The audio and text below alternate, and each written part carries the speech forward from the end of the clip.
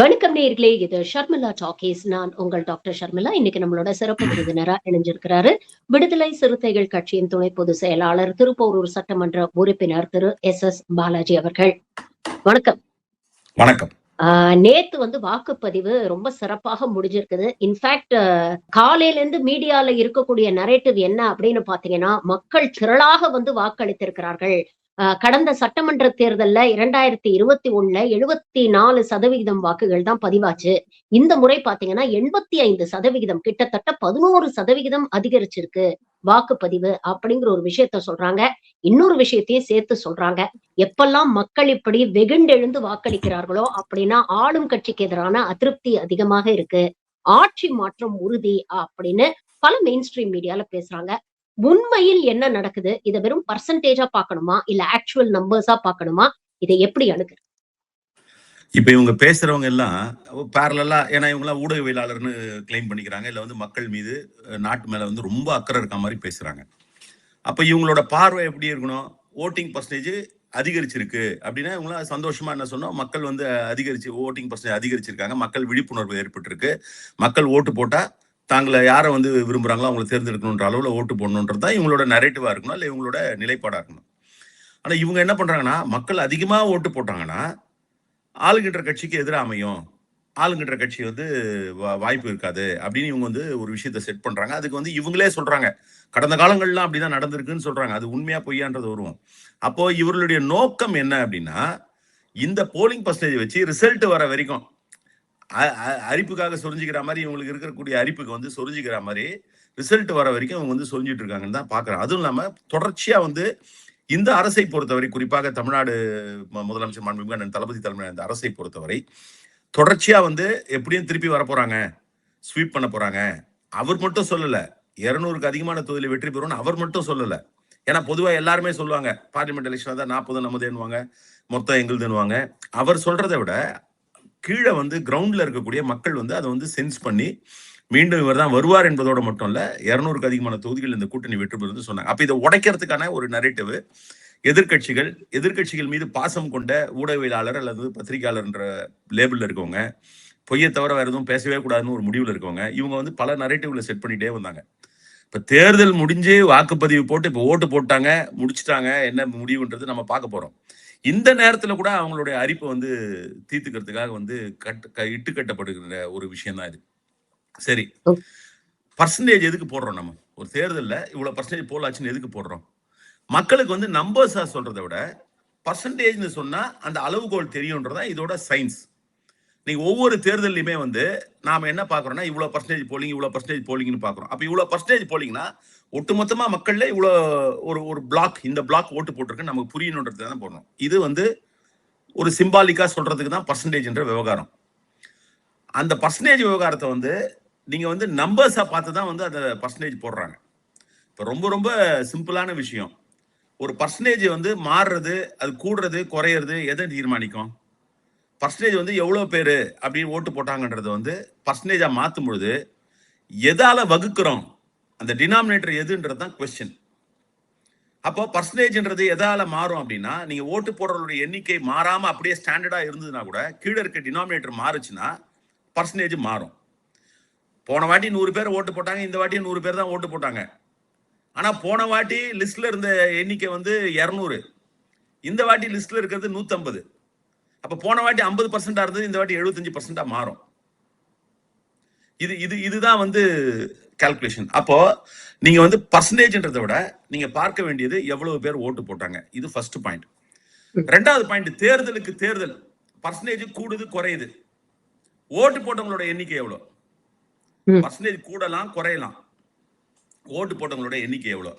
இன்னைக்கு பல நாளேடுகள்ல அதுல கூட என்னன்னா, சில நாளேடுகள் தலைப்புல என்ன போட்டாங்கன்னா, இந்த மாதிரி அன்பிரசிடென்டட் இது அப்படின்லாம் போட்டாங்க. ஆனா அதுல ஒரு நாளிதழ், ஆங்கில நாளிதழ் என்ன பண்ணுது, thanks SIR, Tamil Nadu records 85% polling. இன்னொன்னு என்னன்னா, வெளியில போட்டுட்டாங்க அன்பிரசிடென்டட் போலிங் பர்சன்டேஜ், உள்ள டீகோடிங் ஹிஸ்டாரிக் டர்ன் அவுட்னு போடுறாங்க. அந்த டீகோடிங் ஹிஸ்டாரிக் டர்ன் அவுட்ல இப்ப நான் சொன்ன தகவலை அவங்க போட்டிருக்காங்க. என்ன போட்டிருக்காங்கன்னா, 2006ல அதுக்கு முன்னாடி வாக்கு பதிவு செஞ்ச 2001 விட 48.4 லட்சம் பேர் கூட போட்டிருக்காங்க. 2011 40 லட்சம் பேர் கூட போட்டிருக்காங்க. 2016 மட்டும் 63 லட்சம் பேர் போட்டிருக்காங்க. இதுல என்ன விஷயம் அப்படின்னா 2011 16 இது ஓட்டர்ஸோட நம்பர்ஸே கிட்டத்தட்ட 1 கோடி இன்க்ரீஸ் ஆயிருக்கு. அது தனியா நம்ம ஆட்படுத்தணும் எப்படி இன்க்ரீஸ் ஆச்சுன்னு. 1 கோடி இன்க்ரீஸ் ஆகும்போது அந்த 40 லட்சம் 60 லட்சமா இன்க்ரீஸ் ஆயிருக்கு. 2021 31 லட்சம் இன்க்ரீஸ் ஆயிருக்கு. 2026 இப்ப 23.5 இன்க்ரீஸ் ஆயிருக்கு. எவ்வளவு இன்க்ரீஸ் ஆயிருக்கு? வெறும் 23.5. அப்ப கடந்த காலங்களை விட கம்மியா தான் அதிகமாயிருக்கு இது அப்படிங்கறது இது ஒரு விஷயம். அப்போ என்னன்னா நம்பர்ஸ் பாத்தீங்கன்னா அதே நம்பர்ஸ் தான். இப்ப அதுல கூட என்னன்னா இன்னும் கூட பாருங்க, இவங்க அதிகமாயிடுச்சுன்றாங்கல்ல. சென்னை புதிர் லோயர் டர்ன் அவுட் எட் ஹையர் பர்சன்டேஜ். சென்னை கடந்த முறையோட லோயர் டர்ன் அவுட் தான். போன முறை கம்மியான நம்பர்கள் போன முறை 24,16,815 பேர் ஓட்டு போட்டிருக்காங்க. இந்த முறை 23,69,900 சில்லற. அப்போ அதிகமா காமிக்குது. இது ரொம்ப சிம்பிள் மேத்ஸ், அரித்மெட்டிக். இவங்க எல்லாம் பெரிய அறிவாளிகள் மாதிரி பேசுறாங்க. அப்படியே இதை புட்டு வைக்கிறாங்க, அதை புட்டு வைக்கிறாங்க, இந்த கணக்கு எடுக்கிறாங்க. அங்க இதுல இங்க இந்த சமூக மக்கள் இவ்வளோ, அந்த சமூக மக்கள் இவ்வளோ, இதுல இவங்க இப்படி எல்லாம் பேசுற அறிவாளிங்க தான் இன்னைக்கு இந்த ஒரு நரேட்டிவ் செட் பண்ண பாக்குறாங்க. சரி, உண்மையிலே பர்சன்டேஜ் அதிகமானப்பதான் பெரிய மாற்றங்கள்லாம் வந்திருக்கா தமிழ்நாட்டு அரசியல்ல அப்படின்னு நம்ம பார்க்க வேண்டியிருக்கு. தமிழ்நாட்டு அரசியல்னாலே என்ன பண்ணுவாங்க, இப்ப இன்னைக்கு இருக்கிற கான்டெம்பரரியில டிஎம்கே பாலிடிக்ஸ்ல ஏடிஎம்கேவோட அப்சர்ஜ் 1977 அதுதான் ஏடிஎம்கேவோட வெற்றி பெற்ற ஆண்டு. 1977ல ஏடிஎம்கே எவ்வளவு சதவீதம் வாங்கியிருக்குன்னா, அப்போ டர்ன் அவுட் என்னன்னு பாத்தீங்கன்னா, அதுக்கு முன்னாடி ஆண்டு 71 எம்ஜிஆர் 77ல கவர்மெண்ட் ஃபார்ம் பண்றாரு. ஏன்னா இடையில எமர்ஜென்சி வருது, அதனால ஒரு வருஷம் தாமதமா தான் தேர்தல் வருது. 71ல ஆன டர்ன் அவுட் 72.1. அப்ப டிஎம்கே ஸ்வீப் பண்றாங்க கலைஞர் தலைமையில. அதுக்கப்புறம் டிஎம்கே வீழ்த்தி ஏடிஎம்கே ஆட்சியை பிடிக்குது 77ல. இவங்க பேசுற அதே புரட்சி, ஏன்னா அவங்களுக்கு பயங்கரமான புரட்சியாளர்கள்லாம் இருக்காங்க. இப்ப புதுசா வந்த பாலிடிக்ஸ்ல வந்த கட்சியில பெரிய புரட்சியாளர்கள், அவங்க சொந்தக்காரங்க வீட்டுல இருக்க சொந்தக்காரங்களே அம்பலப்படுத்துறாங்க எவ்வளவு பொய்யர்கள்னு. அந்த புரட்சியாளர்கள் என்ன சொல்றாங்கன்னா, எம்ஜிஆர் வீழ்த்தியதை போல, எம்ஜிஆர் திமுகவை வீழ்த்தியதை போலன்றாங்க. எம்ஜிஆர் அன்னைக்கு வாங்கின அந்த எலெக்ஷன்ல 61.58% தான். 72ல இருந்து 10% கம்மியான எலெக்ஷன்ல தான் வந்தாரு. சரி, அதுக்கப்புறம் நாம ஓரளவுக்கு தெரிஞ்சுக்கக்கூடிய காலத்துல 91ல ஏடிஎம்கே ஒரு பெரிய வெற்றி பெற்றது.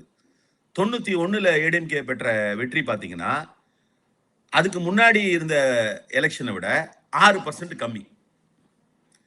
63%, அதுக்கு முன்னாடி 57% தான் ஆச்சு. 91ல ஏடிஎம்கே பெரிய வெற்றி பெற்றது. 96ல டிஎம்கே ஒரு பெரிய வெற்றி பெற்றது. அதுல ஒரு மார்ஜினல் ரைஸ், ஒரு 3% இன்க்ரீஸ் ஆச்சு. ஆனா நம்ம அதை எப்படி பார்க்கணும் அப்படின்னா, அதுக்கு முன்னாடி தேர்தல்ல திமுக பெற்ற சதவீதத்துக்கு இந்த 3% ஆட் பண்ணீங்கன்னா அவ்வளவு விக்டரி வராது. அப்ப இது எல்லாமே என்னன்னா, இவங்களுக்கு தேவையான மாதிரி புள்ளி விவரங்களை, இவங்களுக்கு தேவையான மாதிரி தகவல்களை, இவங்களுக்கு தேவையான மாதிரி பொய்யை சொல்றாங்க. அப்ப இதுவும் பொய். எது அதிகப்படியா வாக்கு வித்தியாசம் வந்த பொழுதுதான் ஆட்சி மாற்றங்கள் நிகழ்ந்திருக்கிறது என்பது பொய். சரி, இப்ப கூடி இருக்கிற ஒரு 25 லட்சம் பேர், 25 லட்சம் பேர் மொத்தமா போய் இந்த மாற்றத்துக்கு விரும்பி போட்டுறானா? அப்ப இந்த 25% பேர் அப்படியே போடுறாங்கன்னே வச்சுப்போம். சரி, இதை இப்படி எடுத்துக்கலாமா? நீங்க யோசிச்சு பாருங்களேன். இப்போ மொத்தமாவே 25 லட்சம் பேர் வாக்குகள் எண்ணிக்கை கடந்த தேர்தல்கள் விட இந்த தேர்தல்ல கம்மி தான். அதுவும் 25 லட்சம் பேர் அப்படின்னு அப்சல்யூட் நம்பர்ஸ்ல நாம எடுத்துக்கிறோம். இதுல கிட்டத்தட்ட 14 லட்சம் பேர் ஃபர்ஸ்ட் டைம் ஓட்டர்ஸ் அப்படின்னு சொல்றாங்க. இப்ப இத அடிப்படையா வச்சுதான் ஒரு விஜய் சுனாமி நடந்திருக்கு இந்த தேர்தல்ல அப்படின்னு தாவேகாவினர் கிளைம் பண்றாங்க. அதுங்கிறது ஒரு பக்கம். பட் இன்னொரு பக்கம், இங்க இருக்கக்கூடிய ரீஜனல் பார்ட்டிஸும் பேரலலா கிரவுண்ட்ல ஒர்க் பண்ணிருப்பாங்கல்ல. சோ அதற்கான ஒரு மொபிலைசேஷனும் வந்திருக்கு இல்லையா? அவங்களுக்கு ஆதரவான வாக்காளர்களும் புதிய வாக்காளர்கள் ஓட்டு போட்டிருப்பாங்க. சோ இத ஒட்டு மொத்தமா இந்த புதிய வாக்காளர்கள் plus first time voters plus extra voters இது எல்லாமே அப்படியே தாவேகாவனாலதான் அப்படின்னு அவங்களுக்கு கிரெடிட் பண்ண முடியுமா? இல்ல ஒட்டு மொத்தமா அவங்கள இதனால விஜயோட எஃபெக்ட் எதுவுமே இல்ல அப்படின்னு அதை ஒதுக்கியும் தள்ள முடியாதுல்ல? ரெண்டு விஷயம். இப்ப உங்க விஜய்ன்றாங்கல்ல, உங்க விஜய் இல்ல, எந்த விஜயும் இல்ல. 2016ல 60 லட்சம் ஓட்டு இன்க்ரீஸ் ஆயிருக்கு. இன்னைக்கு நீங்க 24 லட்சம் ஓட்டு இன்க்ரீஸ் ஆனதுக்கு நீங்க கிரெடிட் கொடுக்கணும்னா, 30 லட்சம் இன்க்ரீஸ் ஆன இடத்துல 60 லட்சம் இன்க்ரீஸ் ஆச்சு. அப்ப யார் வந்தாங்க? ம். இன்ஃபேக்ட் அப்போ வந்து நியூ பிளேயர்ஸ்ல ஏற்கனவே இருந்த பிளேயர்ஸ் 2014 மக்கள் நல கூட்டணி உருவானோம். அதுக்கும் ஓட்டிங் பர்சன்டேஜுக்கும் நீங்க கோரிலேட் பண்ண போறது இல்ல. அப்ப நாங்க சொல்லாமா அப்ப அதனால தான் இன்க்ரீஸ் ஆச்சுன்னு? அப்படி இல்ல. அப்ப இது வந்து இன்க்ரீஸ் ஆனதுக்கும் அவருக்கும் தொடர்பு இல்ல. அவரோட இம்பாக்ட் இருக்கானா? இருக்கு. அது என்ன மாதிரியான இம்பாக்ட்னா, இப்ப இந்த இளைஞர்கள் பொதுவாகவே ஃபர்ஸ்ட் டைம் ஓட்டர்ஸோட மைண்ட் செட் எப்படி இருக்குன்னா, நீங்க வந்து ஒரு ஃப்ரஸ்ட்ரேட்டட் மைண்ட் செட்லாம் எந்த காலகட்டத்திலையும் இருப்பாங்க. நீங்க அவங்கள அரசியல் வழிப்படுத்துறது வந்து திராவிட இயக்கங்கள்.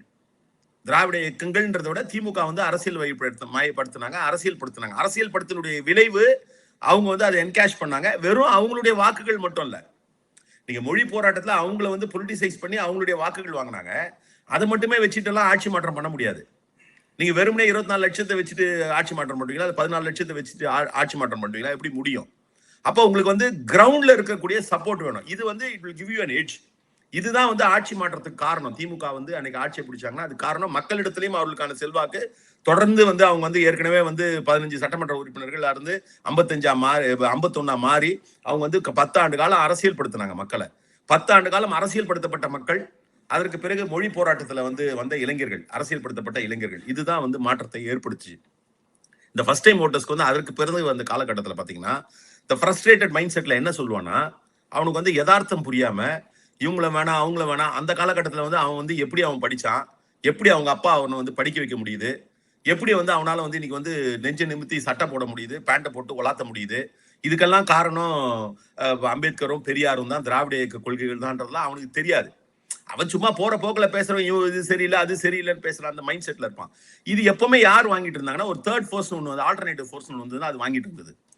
இப்ப சீமான் வரதுக்கு முன்னாடி ஆல்டர்னேட்டிவ் ஃபோர்ஸ் டிஃபர் ஆயிட்டே இருந்தது. ஒரு எலெக்ஷன்ல வைகோவா இருந்தாரு, ஒரு எலெக்ஷன்ல விஜயகாந்தா மாறினாரு. சீமான் வந்த பிறகு கான்ஸ்டன்டா அதனால என்ன ஆச்சுன்னா அந்த கான்ஸ்டன்ட் பர்சன்டேஜ் வந்து அவர் இன்க்ரீஸ் பண்ணிட்டே வந்தாரு. 2, 4, 6 இன்க்ரீஸ் பண்ணி 8ல வந்தார். அவ்வளவுதான். That is the seal. இப்ப இந்த வாட்டி அதுவும் போயிட போகுதுன்றது தட்ஸ் a different story. அப்ப இந்த பர்சன்டேஜை வந்து வாங்குறவங்க வந்து பெரும்பான்மையா அவங்க தான் வாங்கிட்டு இருந்தாங்க. இளைஞர்கள்ல பெரும்பான்மையானது, இளைஞர்கள் அல்லாதவர்கள்ல நியூ ஓட்டர்ஸ்ல பெரும்பான்மையானது, நியூ ஓட்டர்ஸ் அல்லாதவர்கள இந்த டிஸ்டர்ப் ஆனவங்க. அந்த ஓட்டை திரு விஜய் பக்கம் திரும்புவதற்கான வாய்ப்பு இருக்கு. அவ்வளவுதானே தவிர அடிப்படையில மக்கள் நாமளே நிறைய காணொலிகள் பாக்குறோம். இவங்களும் 2000 ரூபாய் கொடுக்குறேன்றாங்க, அவங்க 2500 ரூபாய் கொடுக்குறேன்றாங்க, இவரு ஏதோ கொடுக்குறேன்றாரு அப்படின்றதுலாம். அப்ப இது எல்லாமே வந்து மார்க்கெட்டிங் இது மாதிரியான ஒரு நிலையில கொண்டு போறாங்க. ஆனா திமுகவை பொறுத்த வரைக்கும் சொன்னதை செய்யறாங்க. இந்த அரசு பண்ண மிகப்பெரிய கெட்ட விஷயம் என்னன்னா, அதாவது திமுக அரசு கடந்த காலங்கள்லாம் கொடுத்தாங்களா வாக்குறுதிய அவங்க பாட்டு நடை கட்டு போயிடுவாங்க. அதை பத்தி பேசவே மாட்டாங்க. இந்த முதலமைச்சர் தான் அந்த கெட்ட பழக்கத்தை உருவாக்கிட்டாரு. எந்த கெட்ட பழக்கத்தை? நான் இவ்வளவு வாக்குறுதி கொடுத்தேன், இந்த வாக்குறுதி எல்லாம் செஞ்சிருக்கேன், நாங்க வந்து கொடுத்த வாக்குறுதி நிறைவேற்றினேன். இவரு பண்ணதுனால இவங்க எல்லாம் அதெல்லாம் பேசுறாங்க. அதான் நம்ம பாக்குறோம்ல. வேற யாராவது வாக்குறுதி கொடுத்த நம்பரையோ என்னென்ன வாக்குறுதி கொடுத்தாங்களோ எதையும் பேச மாட்டாங்க. இவர் வந்து தனக்கான ஒரு ஸ்டாண்டர்டை செட் பண்ணாரு, அதை இவங்க கெட்ட பழக்கம் மாதிரி மாத்துறாங்க. அவங்க அப்படி இதுதான் இதுல இருக்கிறது. இந்த புள்ளி விவரங்கள் இதுல வந்து சொல்லக்கூடிய செய்தி என்னன்னா, சரி ஒருவேளை நீங்க அழகா கேட்டீங்க, கிரவுண்ட்ல போய் ஒர்க் பண்ணிக்க மாட்டாங்க, ஒருவேளை அதிகமா தான் இவங்க சொல்ற மாதிரியே ரைட் ஓகே பெரிய புரட்சி நடந்து நிறைய ஓட்டு வந்து விழுந்திருக்குன்னு வச்சுப்போம். அந்த மாதிரி ஓட்டு அதிகமா விழுந்த காலகட்டத்திலையும் வந்து திருப்பி பவருக்கு ரிட்டர்ன் ஆயிருக்காங்க கட்சிகள்ன்றது ஒரு பிரசிடென்ஸ் ஒண்ணு. அப்படி இருந்துனா கூட, அப்படி நடக்கலைன்னா கூட பிரசிடென்ஸ்ன்றதே ஒரு முறை நடந்த மாதிரி தான். நடந்தாதான் பிரசிடென்ஸ் வரும். அந்த பிரசிடென்ஸ் இந்த வாட்டி நடக்குதுன்னு வச்சுக்கோங்களேன். ஏன்னா பாசிட்டிவ் ப்ரோ இன்கம்பன்சி வந்து இன்னைக்கு வந்து மிகப்பெரிய அளவுல இருக்கு. இவங்க செய்வாங்க. ஒரு ஸ்டேச்சர், ஒரு லீடரா வந்து இவரோட ஸ்டேச்சர் வந்து உயர்ந்து இருக்கு. நீங்க சொல்றது சரின்னு, சரி ரைட்டு, நீங்க சொல்றது பொய்ன்னு தெரியுது. அதை வந்து அந்த பொய்யை கூட எதுக்கு சொல்றீங்கன்னா, திமுகவுக்கு பாதிப்பு ஏற்படுத்தும், திமுக கூட்டணிக்கு பாதிப்பு ஏற்படுத்தும்ன்ற மாதிரி ஒரு உண்மையை அது உண்மைக்கு முரணா கட்டமைக்க முயற்சிக்கிறீங்க. சரி ரைட்டு பண்ணுங்க. அந்த ஓட்டே வந்தா கூட அதுல விழாதுன்னு எப்படி சொல்றீங்க? போட்டவங்க எல்லாருமே 14 லட்சத்து நியூ ஓட்டர்ஸ் எல்லாருமே வந்து 14 லட்சம் பேரும் மொத்தமா போய் அவங்களுக்கு தான் போடணுமா? ஏன் அந்த பசங்க வீட்டுல வந்து கொஞ்சம் அரசியல் படுத்தப்பட்ட பசங்க இருக்க மாட்டாங்களா? கொஞ்சம் அரசியல் தெரிஞ்ச பசங்க இருக்க மாட்டாங்களா? அப்ப இதுதான் அதுல இருக்கக்கூடிய உண்மை. ஓகே. கடந்த 2021 தேர்தல்ல பாத்தீங்கன்னா 10 வருஷம் அதிமுக ஆட்சியில இருந்தது. ஒரு கடுமையான ஆன்டி இன்கம்பன்சி விமர்சனங்கள் அது மேல இருந்தது. எதிர்க்கட்சியான திமுக ரொம்ப ஆக்டிவா கிரவுண்ட்ல செயல்பட்டாங்க. அப்படி இருந்துமே வந்து நீங்க பாத்தீங்கன்னா கணிசமான ஓட்டுகள் பெற்று கணிசமான சீட்ஸ் வந்து அதிமுக பெற முடிஞ்சது. இப்ப இன்னைக்கு இருக்கக்கூடிய சூழ்நிலையில ஒரு பெரிய ப்ரோ இன்கம்பன்சி வேவும் இருக்கிற மாதிரி தெரியல, ஒரு பெரிய ஆன்டி இன்கம்பன்சி வேவ் டிஎம்கேக்கு எதிராக இருக்கிற மாதிரியும் நமக்கு தெரியல. ஆனா தனிப்பட்ட முறையில சிஎம்க்குன்னு ஒரு செல்வாக்கு இருக்கு அப்படிங்கறத நம்மளால கிரவுண்ட்ல மக்கள் கிட்ட அவருக்கு ஒரு இமோஷனல் கனெக்ட் இருக்கு அப்படிங்கறத நம்மளால உணர முடியுது. இப்போ இது வந்து யாருக்கு ஃபேவரா மாறும்? இல்ல இந்த எலக்ஷன ஒரு ரீஜனல் லெவல்ல தான் நம்ம பார்க்கணுமா? ஒவ்வொரு ரீஜன் வைஸா விஜய் எத்தன வாக்குகள பிரிக்க போறாரு? யாருடைய வாக்குகள பிரிக்க போறாரு? அது போல ரிசல்ட் அமையும். அத பொறுத்து தான் ரிசல்ட் அமையும் அப்படின்னு ஒரு மைக்ரோ லெவல்ல இத பார்க்க முடியுமா? ரொம்ப ஒரு மாரி அன்பிரெடிக்டபிளா இருக்கா இந்த எலக்ஷன்? தேர்தல்ல ரீஜன் வைஸா பாக்குறது எதுக்கு பார்ப்பாங்கன்னா, அங்க இருக்கக்கூடிய டெமோகிராஃபி வந்து பர்டிகுலரா வந்து காஸ்ட் அடிப்படையில வந்து பார்ப்பாங்க. அதோட பிரசன்ஸை வச்சு வந்து பார்ப்பாங்க. விஜய் அவர்களை பொறுத்த வரைக்கும் என்னன்னா, என்ன நமக்கு தெரியுது அப்படின்னா, 2 செக்ரிகேஷன் தான். அர்பன் ரூரல்ன்ற செக்ரிகேஷன் தான். இந்த அர்பன் ரூரல் பாப்புலேஷன் போது அர்பன் பாப்புலர் வந்து மோர் என்ன சொல்றது, அதிகமா வந்து சோஷியல் மீடியாவுக்கு வந்து அடாப்ட் பண்ற ஒரு மனநிலை இருக்கு. நெருக்கம், அதாவது நீங்க நகர்ப்புறத்துல இருக்கக்கூடிய இளைஞர்கள் வந்து நீங்க வந்து number of people coming together வந்து இங்க ஜாஸ்தி, அதிகம். ஊரக பகுதிகள் வந்து கம்மிங் டுகெதர் வந்து ஒரு ஒரு இந்த அளவுக்கு இருக்காது. அப்ப இங்க வந்து அந்த கனெக்டிவிட்டினால வந்து என்னன்னா, அந்த தாக்கம் வந்து கொஞ்சம் அதிகமா இருக்கும், அவ்வளவுதானே தவிர மற்றபடி வந்து பெரிய தாக்கம் இருக்காது. இன்னொன்னு நீங்க சொன்னது என்னன்னா, அவ்வளவு ஆன்டி இன்கம்பன்சி இருந்தும் அதிமுக அவ்வளவு சதவீதம் ஓட்டு வாங்குச்சுன்றது, அதுதான் இங்க வந்து ரொம்ப key point. Whatever said and done, தமிழ்நாட்டை பொறுத்த வரைக்கும் திமுக அதிமுகவுக்கு in their worst elections, the worst election for DMK was 1991, the worst election for ADMK was 1996. இந்த worst election அவங்க வாங்கின percentage it was something around 20. DMK 20 வாங்கினாங்க, அவங்க 18 19 வாங்கினாங்க. ADMK இப்போ கொஞ்சம் எரோட் ஆயிருக்கும், அதுல அந்த பேசிக் ஓட்ல கொஞ்சம் எரோட் ஆயிருக்கும். இது அப்போ 45 வாங்குறாங்களே எப்படி அப்படின்னா, கான்ஸ்டன்டா ஒரு பர்சன்டேஜ் தான் கட்சிக்குன்னா நீங்க எலெக்ஷனே வைக்க வேண்டாம். திமுகவோட ஓட்டு இவ்வளவுதான் பர்சன்டேஜ், எப்ப எலெக்ஷன் இருந்தாலும் அந்த பர்சன்டேஜ் உள்ள போது அவங்க வெற்றி பெற போறாங்க, முடிஞ்சது. இது எங்க பிளக்சுவேட் ஆகும்னா, இந்த பேஸ் ஓட்டு அந்த 20% மெயினா அப்படியே இருக்கும். சிம்பத்தைசர்ஸ் ஓட், சிம்பத்தைசர்ஸ் ஓட்டுன்றது ஒரு பகுதி இருக்கு. அந்த சிம்பத்தைசர்ஸ் ஓட்டுன்றது வந்து ஒரு 10ல இருந்து 15% வேரி ஆகும். ஸோ 20 + 15 35 வந்துடும். இது ஏடிஎம்கே குறைவா இருக்கும், டிஎம்கே கூட இருக்கலாம். இதுல வந்து எட்ஜ் வரும். அதுக்கப்புறம் எதுவுமே டிசைட் பண்ணாத ஓட்டர்ஸ் எலெக்ஷனுக்காக தான் டிசைட் பண்ணுவாங்க. எலெக்ஷன் பொழுது நம்ம இவங்களுக்கு போடலாமா அவங்களுக்கு போடுவாங்கன்னு சீர்தூக்கி பார்த்து அவங்க ஒரு 10% மேல வந்து போடுவாங்க. இதுதான் இதோட கம்போசிஷன். இந்த கம்போசிஷன்ல நான் பார்த்த வரைக்கும் என்னன்னா, இந்த சிம்பத்தைசர்ஸ் ஓட்டே வந்து இப்போ வந்து இந்த பேஸ் ஓட்டோட டிஎம்கேக்கு சேர்ந்து இருக்கிறதா பாக்குறேன். சிம்பத்தைசர்ஸா இருந்தவங்க they become an ardent fan of DMK. அது எப்படி மாறுறாங்க அப்படின்னா, நீங்க சொன்ன அந்த பாயிண்ட், முதலமைச்சர் மீது இருக்கக்கூடிய நம்பிக்கை, முதலமைச்சர் செய்யக்கூடிய நடவடிக்கைகள் மீது இருக்கக்கூடிய அவர்களுக்கு இருக்கக்கூடிய தாக்கம், as a person, not as a chief minister, as a person he has gained more respect than any other leader. என்ன மாதிரினா, எதிர்கட்சிகள் அவர் நடத்தக்கூடிய விதம், கூட்டணி கட்சிகள் அவர் நடத்தக்கூடிய விதம், அவருடைய ஒவ்வொரு செயல்பாடு, அவர் எதிர்த்து வந்து செய்யக்கூடியவங்க கூட அவருடைய ஒவ்வொரு செயல்பாடு, நீங்க அதை வந்து கரூர் சம்பவத்தின் போதே பார்த்தோம். வேற யாருன்னா இருந்தாங்கன்னா அதுக்கு வந்து வேற மாதிரி கூட ரியாக்ட் பண்ணிருப்பாங்க. இவங்க பேசின ஒரு ரொம்ப கேவலமான செயல்பாடுகளுக்கெல்லாம் வந்து வேற மாதிரி ரியாக்ட் பண்ணிக்கலாம். அப்ப கூட அவர் என்ன சொல்றாருன்னா, அதை வந்து பெருந்தன்மையா வந்து எந்த கட்சியை வழி நடத்தக்கூடியவங்களும் தனக்காக வரக்கூடியவர்கள் வந்து மாண்டு போகணும்னு நினைக்க மாட்டாங்க அப்படின்னு. அவங்க அப்படி நினைக்கக்கூடிய ஆளா கூட இருக்கலாம், நமக்கு தெரியல. அப்போ இது மாதிரியான விஷயங்கள் வந்து அவரோட ஸ்டேச்சரை வந்து உயர்த்ததுனால நான் சொன்ன இந்த சிம்பத்தைசர்ஸ் வந்து they also come into this core. அப்ப இவங்களுக்கு வந்து தேவைப்படுறதுன்றது ஒரு 10% ஓட்டு தான் வெளியில. அந்த 10% வந்து எனக்கு வந்து இருக்கக்கூடிய, நம்ம பார்க்கக்கூடிய ஒவ்வொரு 2025 அப்புறம் பார்க்கக்கூடிய தேர்தல், ஒரு காலத்துல அதிமுகவை பேட்டர்ன் பண்ண பெண்கள்ல மிக பெரும்பான்மையானவர்கள், பெண்கள் எல்லாருமே போட மாட்டாங்க இந்த இயக்கத்துக்கும், பட் பெரும்பான்மைன்னு பார்க்கும்போது அதிமுக, குறிப்பா செல்வி ஜெயலலிதா அவர்கள் அவங்க தலைமையேற்று நடத்திய பொழுது அவங்களுக்கு வந்து அந்த வாக்குகள் இருந்தது. இன்னைக்கு அது அப்படியே டிரான்ஸ்பர் ஆகுது, ரிலேபிலிட்டி வந்திருக்கு. அதுலயே தான் இப்ப என்ன சொல்றாங்கன்னா, பெண்கள் அதிகம் விஜய்க்கு வந்து விரும்புறாங்க, நலத்திட்டங்கள் எல்லாம் தாண்டி நாங்க விஜய்க்கு தான் ஓட்டு போடுவோம் அப்படின்னு நிறைய பெண்கள் சொல்றாங்க. அப்படிங்கிற ஒரு நரேட்டிவ வந்து செட் பண்ண முயற்சி பண்றாங்க. இப்ப இந்த எசன்ஸ் ஒவ்வொரு கான்ஸ்டிடியூன்சிஸ்ல தீக்கான டைட் ஃபைட் இருக்கு அப்படின்னு சொல்றாங்க. சோ விஜய் யாருடைய ஓட்ட பிரிப்பாரோ அதை பொறுத்துதான் வெற்றி தோல்வி தீர்மானிக்கப்படுமா? அப்படிப்பட்ட ஒரு சூழ்நிலை தான் இருக்கா? அதாவது அவர் யார் ஓட்டு பிரிப்பாருன்றத விட என்ன ஓட்டு வாங்குவாருன்றதான் யார் ஓட்டுன்றத டிசைட் பண்ணும் இல்லையா? இப்ப நீங்களே சொல்றீங்க புதிய இளைஞர்கள், இப்போ ஒரு கட்சி வந்து எமர்ஜ் ஆகணும். இப்ப டிஎம்கேக்கு த்ரெட்டா வந்து ஏடிஎம்கே இருந்தது, பிஃபோர் விஜய் வெறும் ஏடிஎம்கே இருந்தது. அப்ப அந்த ஓட்டு வந்து ஏடிஎம்கே தான் வாங்கினாதான் ஏடிஎம்கேக்கு எட்ஜ் வரும். ஸோ இப்ப அந்த ஓட்டு அவர் வாங்குறாருன்னு உங்க வாதப்படி வச்சுக்கிறேன். நீங்க சொல்றது வந்து ஒரு பகுதி தான். இன்னொரு பகுதி நீங்க பாக்குறீங்க, எப்படி வந்து ஒரு பக்கம் வந்து நீங்க வந்து சாமி வந்த மாதிரி வந்து என்னென்னத்தையோ உளர்றாங்களோ இளைஞர்கள், இன்னொரு பக்கம் வந்து ரொம்ப சாலிடா நீங்க சோசியல் மீடியால வந்து பைத்தியகாரத்தனமா பேசுற சில இளைஞர்களை வந்து நம்ம பார்க்கக்கூடிய அதே வேலையில நான் வந்து இன்னைக்கு வந்து அரசு பணியில சேர்ந்திருக்கேன், நான் வந்து யூபிஎஸ்சி செலக்ட் ஆயிருக்கேன், நான் வந்து எங்க அப்பா அம்மா வந்து ரொம்ப ஏழ்மையில இருந்தாங்க, இன்னைக்கு வந்து நான் கல்வி பெற்றிருக்கேன்னு பேசுற வீடியோஸையும் பார்க்க தானே செய்யறோம். அப்ப இதை நீங்க அளவுகோலா எடுத்துக்க போறீங்களா, இதை நீங்க அளவுகோலா எடுத்து ரெண்டுமே இருக்குன்றதுதான் யதார்த்தம். இதுவும் இருக்கு அதுவும் இருக்கு. ஸோ அந்த 14 lakhsல வந்து மொத்தமே வந்து அந்த மாதிரி வந்து அறியாமையில் இருக்கக்கூடிய இளைஞர்கள் அல்ல, அறிவோடு செயல்படக்கூடிய இளைஞர்கள் இருக்காங்க. ஸோ அது வந்து வரப்போகுது. ஸோ அதுல ஒரு செக்ஷன் வந்து அவர் எடுத்துட்டு போறாருன்னே வச்சுக்கோம். அடுத்தது ஒரு ஆளுகின்ற ஆட்சிக்கு எந்த அரசா இருந்தாலும் ஒரு ஆன்டி இன்கம்பன்சி இருக்குன்றது பொதுவான விஷயம். இந்த அரசுக்கு அது வந்து இப்போ ஆல்மோஸ்ட் நில்லுன்னு தான் நான் கணிக்கிறேன். சரி ரைட், இருக்குன்னு அவங்க வாதப்படி இருக்குன்னே வச்சுப்போம். இருக்குன்னு போது அவங்க யாரை சூஸ் பண்ணுவாங்க? ஒரே ஒரு சாய்ஸா இருந்தா அந்த பக்கம் சூஸ் பண்ணுவாங்க. இப்ப அவங்களோட சாய்ஸ் 2 இருக்கு. அப்போ நீங்க பேசிக்கா வந்து திமுகவினுடைய இந்த கோர் ஓட்டை வந்து நீங்க வந்து பாதிச்சீங்கன்னா தான் நீங்க வந்து வின்னிங் மார்ஜின் வர முடியும். நான் சொன்னது மாதிரி நீங்க 20% கோர் ஓட்டோட சேர்ந்து இன்னைக்கு வந்து அவங்களுடைய சிம்பத்தைசர்ஸ்ல வந்து அவங்களுடைய ஆதரவு மனநிலையில் இருக்கவங்களாம் வந்து இன்னைக்கு அவங்களும் கோர் ஓட்டர்ஸா மாறின சூழல்ல அதுலயே நீங்க டென்ட் ஏற்படுத்த போறது இல்லை. அவங்களுக்கு ஆதரவா வர ஓட்டுல ஒரு போர்ஷன் வாங்குவோம்னு நீங்க நம்புறீங்க. எனக்கு அந்த நம்பிக்கை இல்லை. அப்ப எப்படி வந்து அவர் வந்து பெரிய ஆட்சி மாற்றத்தை ஏற்படுத்துவாரு இல்ல பண்ணுவாரு? சோ அவர் வந்து வாங்குற ஓட்டு நான் சொன்ன மாதிரி அன்டிசைடட் ஓட்டர்ஸ் இல்ல வந்து நியூ ஓட்டர்ஸ், ஏற்கனவே சீமான் மாதிரி அவங்க வாங்கிட்டு இருந்தவங்கள ஒரு போர்ஷன் வாங்குவாரு. சீமானோட 8%ல ஒரு 4-5% எரோட் பண்ணுவாரு. ஏடிஎம்கேவோட ஒரு 3-4% வந்து எரோட் பண்ணுவாரு. ஏடிஎம்கேவோடதுன்னா ஏடிஎம்கேல நீ டிஸ்டர்ப்டான மனநிலையில இருக்காங்க ஓட்டர்ஸ்.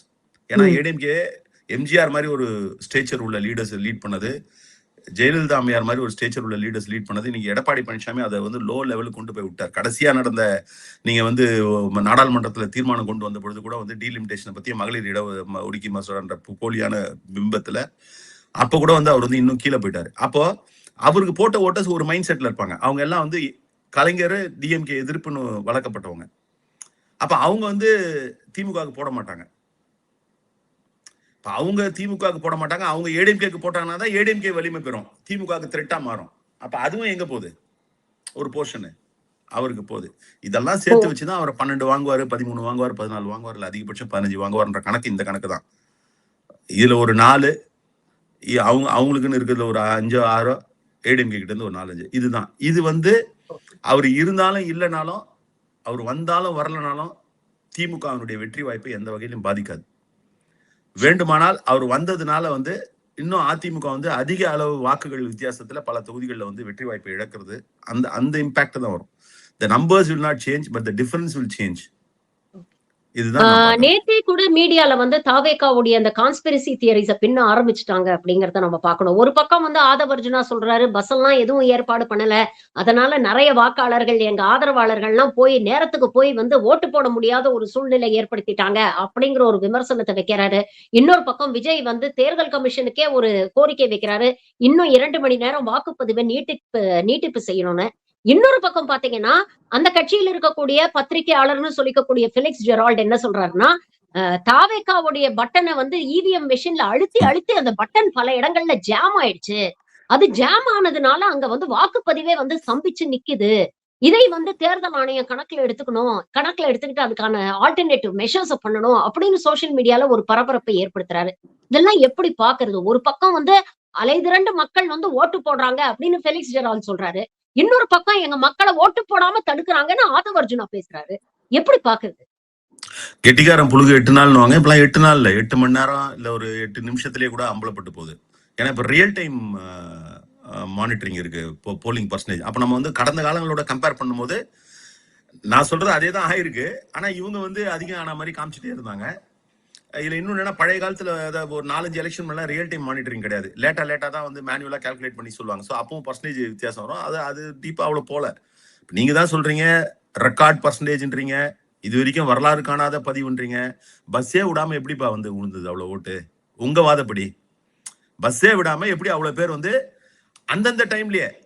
நீங்க காலையில 9 மணி போடும் போதே என்ன சொல்றாங்க, ஏற்கனவே 14%, 13% ஆயிருந்து இப்ப 18-19 ஆயிடுச்சுன்னு நீங்க தான் சொல்றீங்க. அப்ப அதிகரிச்சிருக்கும் போது அப்ப பஸ் இல்லாம எப்படி அதிகரிச்சிருக்கும்? போகாம எப்படி மக்கள் ஓட்டு போட்டிருப்பாங்க? சரி, அப்படியே தான் நீங்க வந்து குற்றம் சொல்லணும்னா நீங்க எப்பவுமே வந்து உங்களுடைய அரசியல் எதிரியை தான் பார்த்துட்டு இருப்பீங்க. கொள்கை எதிரின்னு சொல்லுவீங்க. கொள்கை வேற, அரசியல் வேற. அரசியலுக்கு கொள்கைக்காக தான் அரசியலுக்கு வராங்க. ஆனா அரசியலுக்கு வந்துட்டு அரசியலுக்கு ஒண்ணு, கொள்கைக்கு ஒண்ணுன்னு பேசுற மிகப்பெரிய அறிவாளி கூட்டமா தான் இருக்காங்க. அது மாதிரி கொள்கை எதிரியே பேச மாட்டீங்க. நீங்க வந்து ட்ரெயின் விட சொல்ல வேண்டியது தானே, ஸ்பெஷல் ட்ரெயின்ஸ் விட சொல்ல வேண்டியது தானே எலெக்ஷனுக்காக. இல்ல இருக்கிற ட்ரெயினே இன்க்ரீஸ் பண்ண வேண்டியது தானே, அதெல்லாம் பண்ணலையே. ஆக இது ஒரு பொய். இரண்டாவது, நீங்க இந்த பட்டனு, நான் என்ன கேட்கிறேன், அதாவது உண்மையிலேயே வந்து அறியாமையில் இருக்கக்கூடிய இளைஞர்களை கூட நம்ம மன்னிச்சிடலாம், அவங்களை திருத்தலாம்ன்ற நம்பிக்கை இருக்கும். ஆனா இப்போ ஒருத்தர் சொன்னீங்களே, இதெல்லாம் வந்து விஷம், சமூகத்தில் இருக்கக்கூடிய பரவி இருக்கக்கூடிய விஷம். இந்த விஷம் வந்து என்னன்னா, எப்படியெல்லாம் வந்து பொய்ய அரசியல்ல காழ்ப்ப, அரசியல்ல வந்து கேவலமான செய்திகளை பரப்ப முடியுமோ அப்படியெல்லாம் பரப்பக்கூடிய நிலையில் இருக்காங்க. அவருடைய செயல்பாடுகள் ஒரு காலத்துல வந்து இப்ப நீங்க ஒண்ணு சொல்லுவாங்க, இந்த கரப்டா இருக்கக்கூடிய பியூரோக்ரஸில வந்து என்ன சொல்லுவாங்கன்னா, கரப்ட் ஹானஸ்ட்லி கரப்ட்னுவாங்க. அது என்னன்னா, கரப்ட்ன்றவன் ஆரம்பத்துல இருந்தே கரப்டா இருப்பான். இந்த ஹானஸ்ட்லி கரப்ட் என்னன்னா, ஒரு குறிப்பிட்ட காலம் வரைக்கும் ரொம்ப யோகிய மாதிரி ஒரு வேஷம் போடுவான். இந்த யோகிய மாதிரி வேஷம் போடுறது எதுக்குன்னா, இந்த யோகியதையை வந்து வச்சு கரப்ஷன் இன்னும் அதிகமா பண்றதுக்கு தான் அந்த யோகியதை வேஷம். இப்ப நீங்க சொன்ன செய்தியாளர்லாம் அந்த மாதிரி யோகிய மாதிரி வேஷம் போட்டுட்டு இன்னைக்கு தங்களுடைய விஷத்தை வந்து கக்குறாங்கன்னு தான் பாக்குறேன். எங்கன்னா அடிப்படை அறிவு உள்ளவன் எவனாவது பேசுவானா? வாக்குச்சீட்டு கூட மொத்தமா தூக்கி போடலாம் நீங்க டப்பால. இந்த மிஷின்ல இவிஎம்ல 2 விஷயம். ஒண்ணு, நீங்க வாக்குப்பதிவு செஞ்ச பிறகு ஒரு குறிப்பிட்ட செகண்ட்ஸ்க்கு அப்புறம் தான் அதை வந்து அடுத்த ஆள் ஓட்டு போடுறதுக்கு தயார் பண்ண முடியும். அப்படி தயார் பண்றது கூட அது செல்ஃபா தயாராகாது. அந்த போலிங் ஆபீசர் வந்து அதை வந்து தயார் பண்ணும். இப்ப நீங்க ஓட்டு போட்டுட்டு வந்த பிறகு அடுத்து நான் ஓட்டு போட போறேன்னா, நான் பாட்டு நேரா போய் ஸ்லிப் எடுத்துட்டு அங்க போய் போட்டா பதிவாகாது. அதை பதிவு பண்றதுக்கு அதை நியூட்ரல் பண்ணணும், என்கேஜ் பண்ணணும் திருப்பி அவரு. ஸோ அந்த டைம் வந்து டிபெண்ட்ஸ் ஆன் 2 ஃபேக்டர்ஸ். ஒரு ஃபேக்டர் வந்து இயல்பா அந்த மிஷின்ல இருக்கக்கூடிய செட் பண்ணிருக்கக்கூடிய டைம். இவர் நியூட்ரல் பண்ணாருன்னா கூட அது ஆகணும்னா அதுக்கு 15 செகண்டோ 20 செகண்டோ, I am not very sure about that, ஆகணும். ஆனா நடைமுறையில வந்து நீங்க 20 செகண்ட்லாம் அடுத்த ஓட்டர் போக முடியாது. குறைஞ்சது ஒரு 40-50 செகண்ட், இல்ல சில நேரங்கள் 1 நிமிஷம் ஆகும், சில நேரம் 2 நிமிஷம் ஆகும். அப்ப எப்படி வந்து அதை வந்து குத்தி குத்தி பட்டன் உள்ள போயிடும்? இதெல்லாம் ஒரு பைத்தியகாரத்தனம் இல்ல. இது வரைக்கும் எந்த தேர்தலையும் அதெல்லாம் இண்டஸ்ட்ரியல் கிரேட் பட்டன்ஸ். எலெக்ஷனுக்கு முன்னால அதெல்லாம் வந்து மாக் போலிங் பண்ணி செக் பண்ணி கொண்டு வந்து வைப்பாங்க. டெக்னிக்கலாவே போக வேண்டாம் நான்ன்றேன். நீங்க வந்து மேலோட்டமா தெரிஞ்ச விஷயம் அது. இன்னொன்னு, எவ்வளோ தேர்தல் நடந்திருக்கு. மிகப்பெரிய லேண்ட்ஸ்லைட் விக்டரிலாம் இவிஎம் வந்த பிறகு சில கட்சிகள் பெற்றிருக்கு. அப்பெல்லாம் ஜாம் ஆகாத மிஷின் இவங்க வாங்காத ஓட்டுக்கு போய் ஜாம் ஆக போதா? அதெல்லாம் என்ன பைத்தியகாரத்தனம். அதான் நீங்க பேசலாங்க, நம்ம கவுண்டமணி சொல்ற மாதிரி போய் பேசலாம். ஏக்கரா கணக்குல ஏங்க போய் பேசுறீங்க? நீங்க வந்து ரிசல்ட் எப்படி இருக்கும்னு நினைக்கிறீங்க? உங்களுடைய கணிப்பு என்ன? நீங்க இந்த தேர்தல்ல ரொம்ப ஆக்டிவா கிரவுண்ட்ல ஒர்க் பண்ணிருக்கீங்க. பல்வேறு தொகுதிகளுக்கு போய் பார்த்திருக்கீங்க. உங்களுடைய கணிப்பு என்ன? எப்படி இருக்கும்? நான் ஒரு சில தொகுதிகளுக்கு போனேன். பட் இங்க இருந்து மானிட்டர் பண்ணேன். ஃபீல்டில் இருக்கவங்களோட வந்து தொடர்ச்சியா வந்து கடந்த 4ஆம் தேதியிலிருந்து நேற்றைக்கு வரைக்கும் வந்து தொடர்ச்சியா ஃபீல்டில் இருக்கவங்களோட வந்து அங்க என்னென்னலாம் இருக்கு, ஃபேக்டர்ஸ்லாம் இருக்குன்னு. எல்லா அளவும் வந்து இந்த அரசின் மீதான நம்பிக்கை வந்து மக்களிடத்துல குறையில. இன்னும் சொல்ல போனா அது இன்க்ரீஸ் ஆயிருக்கு. இன்னொன்னு, இவங்க வந்து ஒரு விஷயத்த, உண்மையான விஷயத்த அரசியலா கொண்டு போனாரு நம்முடைய முதலமைச்சர்.